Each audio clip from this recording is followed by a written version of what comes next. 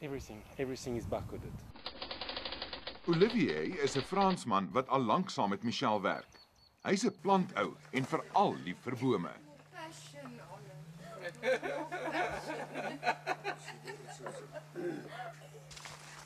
Dis alles goed en wel om takkies af te knip, maar hoe kry jy nou die DNS en veral die spesifieke geen wat jy nodig het daaruit? So we're going to do some DNA extraction. Okay. So what you're going to do is to weigh 0.3 gram of this dry leaf material, and this is what we'll use to do the DNA extraction. So No, 0.3 gram. 0.3, yes. Okay. So with 0.3 gram, you can get a volume of more or less 1 milliliter of DNA. And with this 1 milliliter, if you store it in a nice place like the -80 freezer we have, you can work for the next 10 years with this DNA easily. 0.3. Yeah. Oh, Magnificent. I'm so good at this. Transfer my leaves in there. Neat. And a teaspoon of sand like that. Exactly, yeah. That's a pretty teaspoon. And then I must grind So this. you must grind. It might take a bit of time. You have to grind it as a fine powder. So we do batches of 24 samples. So I will say at your pace, you might spend a week doing your sample, but it's okay. I think there is some potential. Nie net potensiaal nie. Dis potensiaal professioneel. You did very good. Goed, so 0.3 gram is nou fyn gemaal, maar dis nog nie DNS nie. Mix it some more. Yeah, just a bit more. Ek het verwag om die geheime kuns van Wat is in alchemie te sien, maar nee, dis blote Italiaanse kookkuns. Kyk net die pesto. You can go back to the.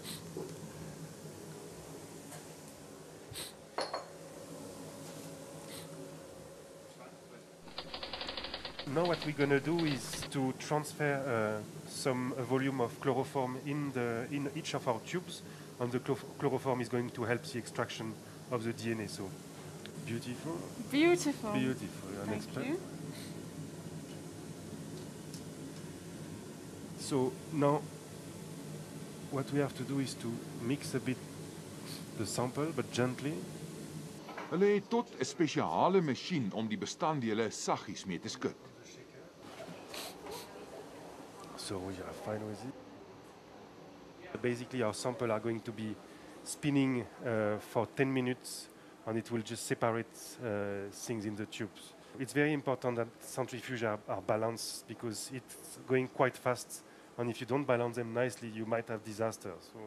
En 'n ander masjien wat met behulp van middelpuntvlietende krag weer so vinnig roer dat hy die wit warm waks uit die mengsel skud. Quite gentle again with the tube because we don't want to mix the two phases. You can see there is this different phase, and the DNA now is in this upper phase. So we'll have to collect this phase and then precipitate it with ethanol.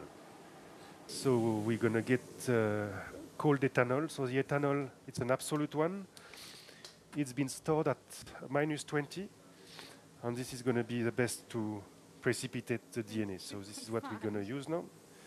So, and if you look closely now, you will actually see It's gooey. this just in the middle. So this is the DNA has slowly precipitated. 2 weeks in the freezer. And in 2 weeks, we'll just precipitate our sample, remove all the ethanol, and we're going to collect a small pellet of DNA, which we'll re-elute in water. But this is more or less final step. En so lyk die streepieskode wat die regte stukkie DNS vir hulle gee. Genoeg inligting om enige lewende organisme mee te identifiseer. Nee, ek dink daar's verskriklik baie voordele. Jy weet die eindproduk gaan wees iets soos 'n selfoon waar jy in die veld gaan ingaan en jy gaan 'n insek se poot daar insit en dit gaan oplink met hierdie database en dit gaan vir jou vertel wat dit is, waar hy nog voorkom. Jy gaan sy barcode, in daai geval gaan jy dit nie nodig hê nie, maar hy gaan vir jou inligting gee soos kan jy dit eet of is daar medisonale gebruike, so al daai goed inligting gaan beskikbaar wees. Die feit dat dit nou in Kanada gehou word, dit beteken nie dat ons nie gaan toegang het tot daai inligting nie. Nee, dit is soos hulle noem 'n open access database. So enige iemand het toegang, jy moet net registreer op die stelsel, die publieke toegang om op te gaan. Enige iemand kan daarop gaan. En ons het ook 'n kontrak met Kanada, so hulle kan nie enige van ons materiaal vir iemand anders stuur nie. Daar's geen derde party uitruiling nie. So hulle gaan ook nie begin geld maak met ons medisinale plante en so uit nou net omdat jy vir hulle DNA stuur nie. Nee, kyk, hulle kan daar's geen manier wat hulle iets met daai DNA kan doen nie.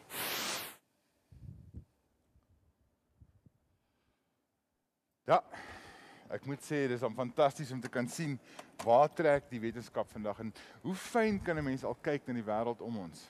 En so een vir een gaan hierdie organismes in daai databasis beland. Maar ek moet sê daar's ook vir my iets hartseers aan, want so stukkie vir stukkie verdwyn die geheime van die lewe ook. Maar dis vir 'n goeie doel.